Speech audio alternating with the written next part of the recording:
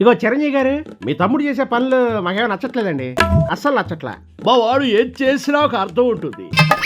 నీ బోటి అల్పులకి అది అర్థం కాదు. అంటే ఏంటి, పవన్ నాయుడు వెనకేసుకొస్తున్నారా? చూడు బందర్ నాయుడు, నీ రాజకీయ లెక్కలు నా దగ్గర చెప్పకు. అయినా అవన్నీ మావాడితో మాట్లాడకుండా నా దగ్గరికి వచ్చావే. మీ వాడికి తెక్కుందండి, తిడతాడు. అందులో ఇప్పుడు డిప్యూటీ సీఎం కూడా కదా, అపాయింట్మెంట్ ఇస్తాడా? కష్టం, చాలా కష్టం. ఒకప్పుడు ఎన్నెన్ని మాటలు అన్నారు. పవన్ ఎంత చిన్న చూపు చూశారు. ఇప్పుడు తెలిసిందా వాడి పవర్ ఏంటో? ఎంత హై వోల్టేజ్ పవర్ అని తెలియదండి బాబు. మరి ఎంత హై వోల్టేజా? ఇప్పుడు తెలిసిందిగా, జాగ్రత్తగా ఉండండి. అది కాదు చిరంజీవి గారు, మా జలగన్నని మమ్మల్ని ఎంత ఏడిపిస్తున్నాడు. మొన్న మధ్య మా షిప్లోకి వెళ్ళి హడావిడి చేశాడు పవన్ నాయుడు. చేసుకున్న వాడికి చేసుకున్నంత మహాదేవా అన్నారు.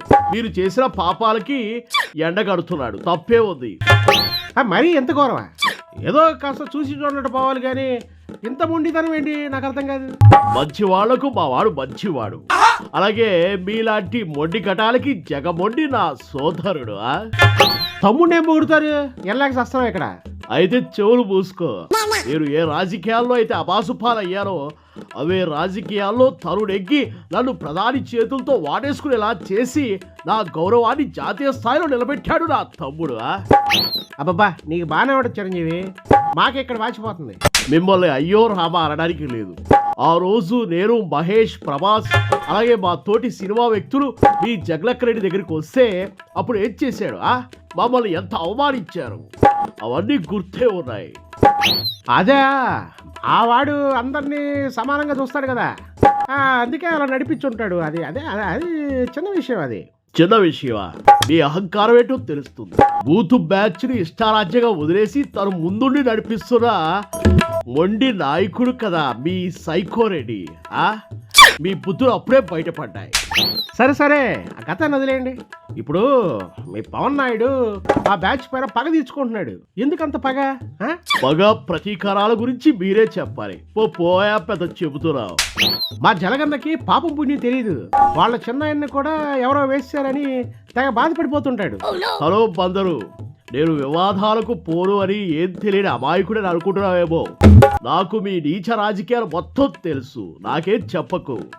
ఇప్పుడేంటి, మీ చిన్న తమ్ముడు పెద్ద తమ్ముడికి ఎమ్మెల్సీ పదవి ఇస్తున్నాడంట.